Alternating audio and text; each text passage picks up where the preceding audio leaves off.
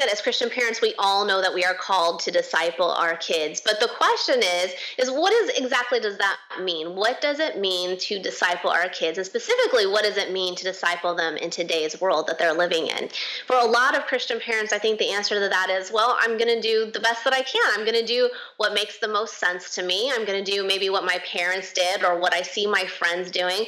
And we approach it in that kind of way where we're just kind of winging it. But if we're really honest with ourselves, we don't do anything else in life in that way when it's something really important to us. So just to give you an example of that, my son recently found out that he was allergic to something.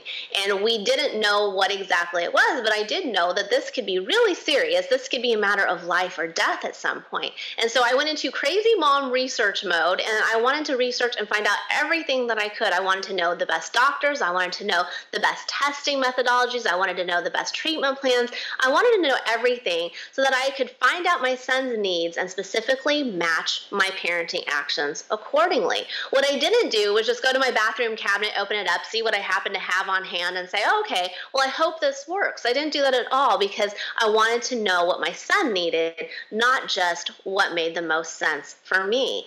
And in that same way, we should approach the discipleship of our kids. We need to look at what it is that they need today so that we can match our parenting accordingly. So of course the question is, okay, well, what does that mean? What do our kids need today? And unfortunately, there's been a lot of research that can help us with that. The research overwhelmingly shows that at least 60% of kids today are walking away from their Christian faith by their early 20s. And you can really dig into these research findings and you can look into the reasons that kids are giving.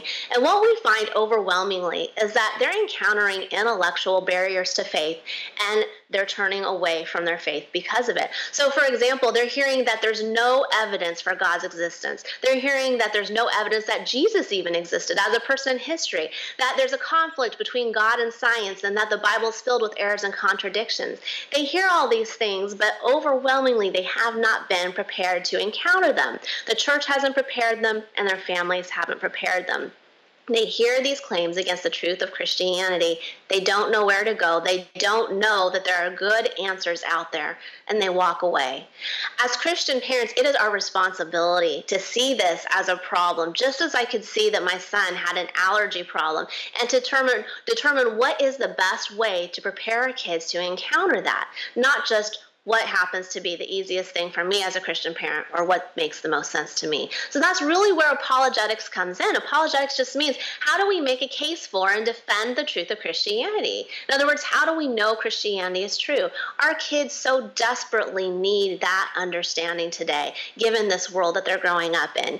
And they're not going to have it if we aren't prepared to talk about it with them. So that's why we as parents need to have that understanding. And it doesn't mean we have to be an expert. No one's saying we all have to be experts in apologetics. But what we do need to be is a knowledgeable guide for our kids so that we can raise them in the confidence that Christianity really is true.